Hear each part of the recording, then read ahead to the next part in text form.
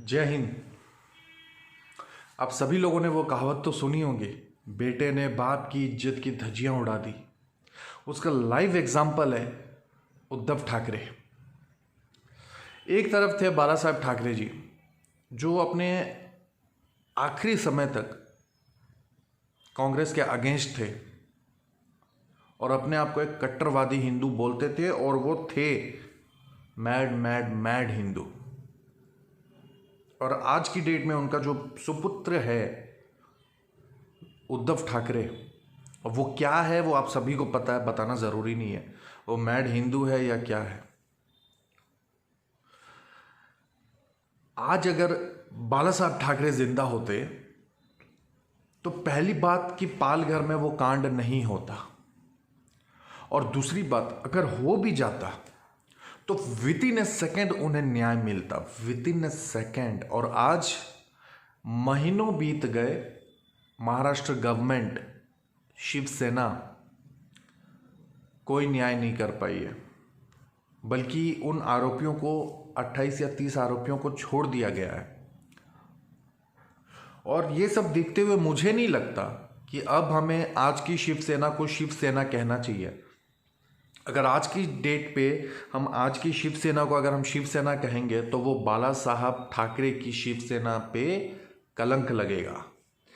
इसीलिए मैं आज से बोलूँगा या तो उद्धव सेना या तो सोनिया सेना। और ये जो लोग उम्मीद लगाए बैठे हैं महाराष्ट्र गवर्नमेंट से न्याय के लिए, तो ये तो एक बहुत बड़े भ्रम में जी रहे हो आप लोग।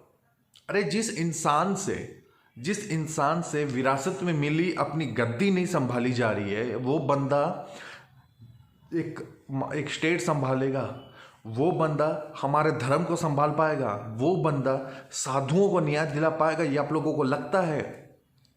अरे जिस इंसान का बाप हमेशा कांग्रेस के अगेंस्ट रहा, आज उसी का सुपुत्र बेटा कांग्रेस की गोद में जाकर के बैठा है। कहने को तो उद्धव ठाकरे है बाला साहब ठाकरे का और मीना ठाकरे जी का बेटा, पर आज वो मां मानता है सोनिया गांधी को। उसके इशारे पे उठता है, उसके इशारे पे बैठता है। तो आप लोग किस भ्रम में बैठे हो कि महाराष्ट्र गवर्नमेंट, उद्धव सेना या सोनिया सेना आप लोगों को न्याय दिलाएगा? ये जैसे जैसे पप्पू है, राहुल गांधी पप्पू मीम्स मटेरियल बना हुआ है, वैसे ही बहुत जल्द अब उद्धव ठाकरे भी मीम्स मटेरियल बनने वाला है, क्योंकि दोनों की मां सेम है।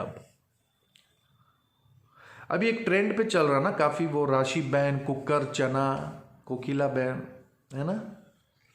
तो मैं उद्धव ठाकरे को राशि बहन मानता हूं। इन दोनों में कोई डिफरेंस नहीं है, दोनों से मिला है। कैसे? राशि ने कुकर में से चना निकाल दिया था, ठीक वैसे ही उद्धव ठाकरे शिवसेना से हिंदुत्व को निकाल चुका है, बाला साहब ठाकरे जी के आइडियोलॉजी को निकाल चुका है। तो दोनों उसका कुकर खाली रह गया और इसकी पार्टी अब खाली खोखली रह गई। अरे हम पूरी जनता अगर एक हो गई ना, पूरी जनता एक होकर अगर आवाज उठाए, तो ये महाराष्ट्र गवर्नमेंट या सेंट्रल गवर्नमेंट तो कुछ भी नहीं है यार।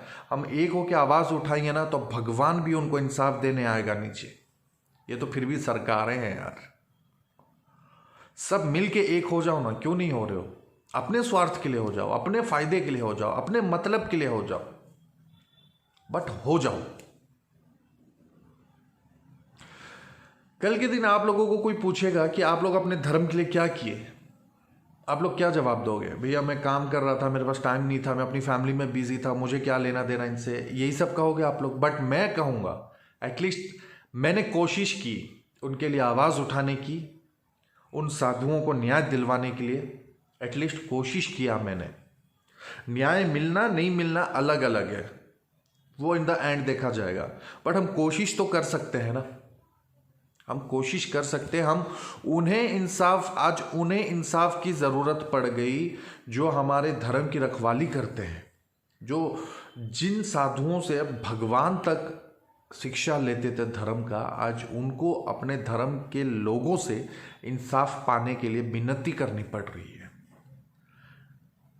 मैं तो निकल पड़ा हूं इस पे, और मेरे साथ जितने जुड़ रहे हैं हम सब निकल पड़े हैं और करेंगे जो करना चाहिए। आप सब भी आवाज़ उठाओ उनके लिए।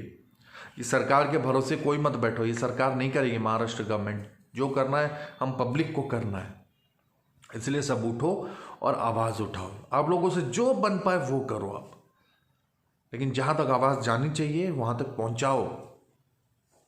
राम राम।